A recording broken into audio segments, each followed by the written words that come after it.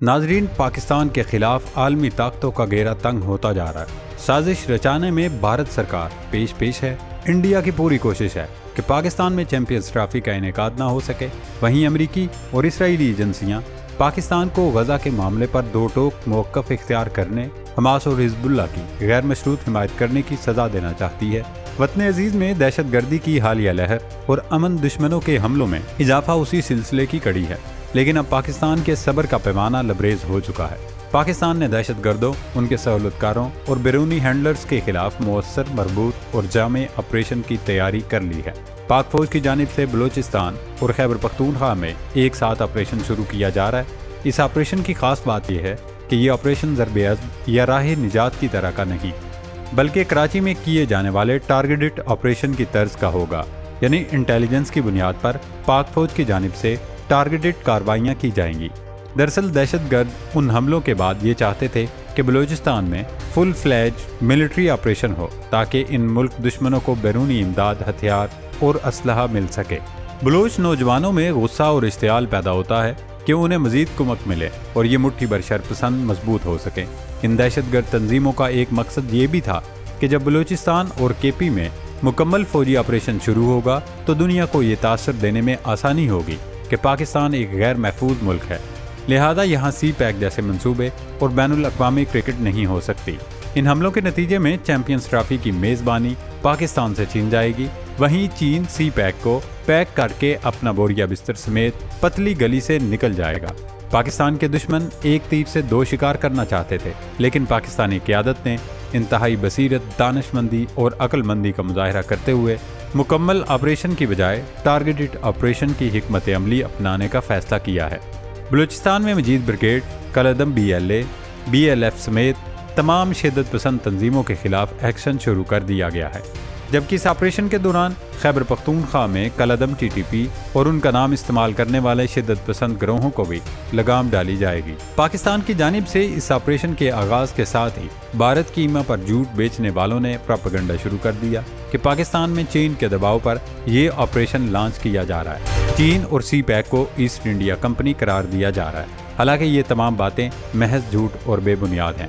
پاکستان کے army chief general Syed Asim Munir نے شدت پسندوں کو دو ٹوک پیغام دیتے ہوئے للکارا ہے کہ وہ کسی بھی بل میں جا کر چھپ جائیں۔ ہم انہیں ہر جگہ سے تلاش کر کے نہ صرف ان کا خاتمہ اور صفایا کریں گے، بلکہ وطن عزیز کے چپے چپے کی حفاظت کو یقینی بنائیں گے۔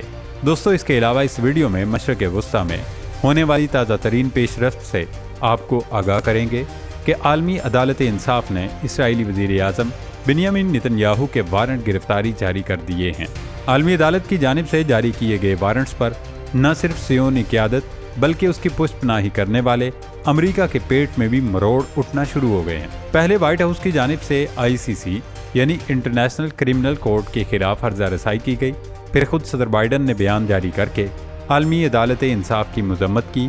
دوسری جانب یورپ کے کئی ملکوں نے نتن یاہو کو خبردار کیا ہے اگر انہوں نے ان کی سرزمین پر قدم رکھا تو وہ عالمی عدالت انصاف کے فیصلے پر عمل درآمد یقینی بناتے ہوئے نہ صرف نتن یاہو کو گرفتار کریں گے بلکہ انہیں عالمی عدالت میں پیش بھی کریں گے۔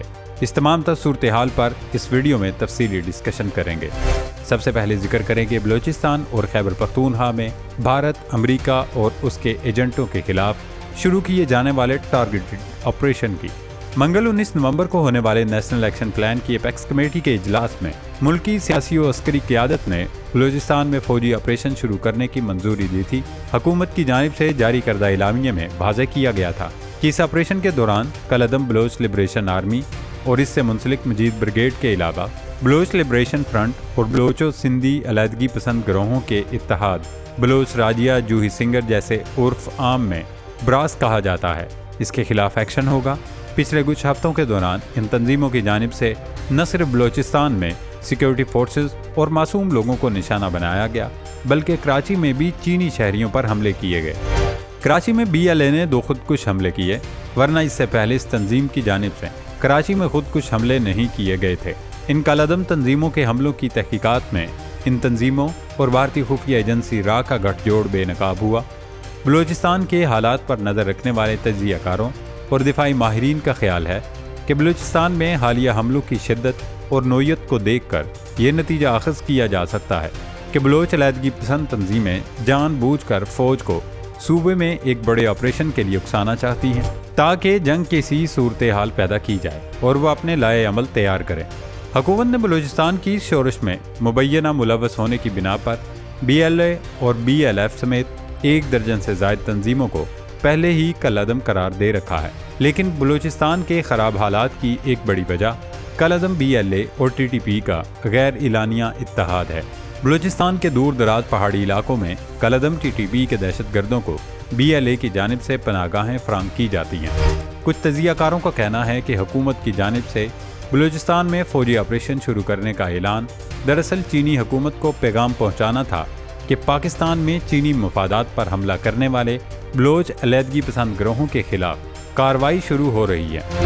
البتہ اسلام آباد نے بیجنگ کو یہ پیشکش ضرور کی تھی کہ ہم چینی باشندوں کی حفاظت کے لیے ایک خصوصی فورس بنا دیتے ہیں جس میں ایلیٹ فورس کے کمانڈوز کو شامل کیا جائے گا، لیکن فی الحال اس منصوبے پر بات آگے نہیں بڑھی۔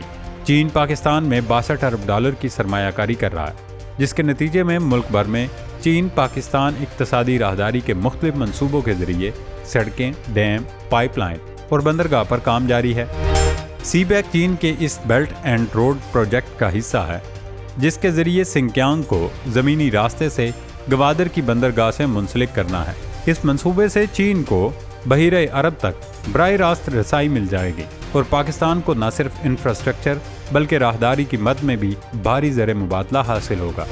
پاک فوج کے سالار اعلیٰ جنرل سید عاصم منیر نے کہا کہ مربوط اور مضبوط آپریشنز کے ذریعے پاک فوج قانون نافذ کرنے والے اداروں کے ساتھ مل کر امن کے دشمن کا تعاقب جاری رکھے گی تاکہ دیر پا استحکام اور سلامتی کو یقینی بنایا جا سکے۔ ISPR کے مطابق آرمی چیف نے کہا، ہمارے جوانوں کی قربانیاں قومی عزم کی بنیاد ہیں جو افواج پاکستان اور قانون نافذ کرنے والے اداروں کے عزم و حوصلے کو تقویت دیتی ہے۔ دشمن عناصر کے مذموم عزائم کو ناکام بنانا اولین ترجیح ہے۔ دوستو، سپاہی سالار نے یہ گفتگو پشاور کے دورے کے موقع پر اپنے خطاب میں کہی۔ آپریشن شروع ہونے کے بعد آرمی چیف کا دورہ پشاور انتہائی اہمیت کا حامل ہے۔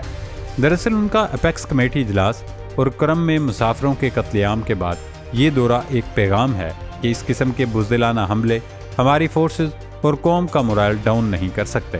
اس قسم کی سفاکانہ دہشت گردی کی وارداتوں کے بعد قوم کا غیر متزلزل عزم مزید پختہ ہوتا ہے۔ ماضی میں ہم نے دیکھا کہ دہشت گردوں نے پشاور کے آرمی پبلک اسکول میں گھس کر معصوم بچوں کے خون سے ہولی کھیلی، لیکن اس کے بعد پوری قوم یک زبان ہوئی، نیشنل ایکشن پلان بنا اور دہشت گردوں کا پورے ملک سے صفایا کر دیا گیا۔ اسی طرح یہ ملک دشمن اس قسم کے حملے کر کے پاکستان کا چہرہ داغدار کرنا چاہتے ہیں تاکہ دنیا کو یہ باور کرایا جائے کہ پاکستان ایک غیر محفوظ ملک ہے، لیکن عالمی برادری کو بھی اندازہ ہے کہ یہ سب محض پاکستان پر دباؤ بڑھانے کی سازشوں کا حصہ ہے۔ اب دیکھنا یہ ہوگا کہ بلوچستان اور خیبر پختونخوا میں ان آپریشنز کے کیا نتائج سامنے آتے ہیں۔ دوستو، چلتے چلتے ایک اور اہم ڈیولپمنٹ شیئر کرتے چلیں کہ عالمی عدالت انصاف نے اسرائیلی وزیر اعظم نتن یاہو اور سابق وزیر دفاع یوو گلنٹ کو غزہ میں جنگی جرائم کا مرتکب قرار دیتے ہوئے وارنٹ گرفتاری جاری کر دیے ہیں۔ لیکن اس وقت سب سے بڑا سوال یہ ہے کہ کیا نتن یاہو کو گرفتار کر کے عالمی عدالت انصاف میں پیش کیا جائے گا؟ یورپی یونین کے ممالک اس بات کے پابند ہیں کہ وہ ICC کے فیصلوں پر عمل درآمد کرے۔ ناروے وہ پہلا ملک ہے جس کی طرف سے کہا گیا کہ ICC کے فیصلے کے بعد اگر نتن یاہو اور یوو گلنٹ ان کے ملک میں آئے تو انہیں گرفتار کر لیا جائے گا۔ صرف ناروے ہی نہیں بلکہ نیدرلینڈ، سوئٹزرلینڈ، آئرلینڈ، اٹلی اور اسپین بھی یہ واضح کر چکے ہیں کہ وہ عالمی عدالت انصاف کے فیصلے پر عمل کے پابند ہیں۔ ICC کے فیصلے کے بعد یہ توقع کی جا رہی ہے کہ نتن یاہو اور سابق وزیر دفاع اب اپنا سفر محدود کر دیں گے اور یورپی ملکوں کا دورہ کرنے سے گریز کریں گے۔ عالمی عدالت انصاف کی جانب سے وارنٹ جاری کرنے پر امریکہ بھی تلملا گیا ہے۔ پہلے وائٹ ہاؤس نے مذمتی بیان جاری کیا، پھر صدر جو بائیڈن نے عدالتی فیصلے کو اشتعال انگیز قرار دیا۔ امریکہ کی جانب سے غزہ پر مظالم ڈھانے والے نتن یاہو کی مکمل پشت پناہی اور حمایت نے اس کے مکروہ چہرے سے نقاب الٹ دیا ہے۔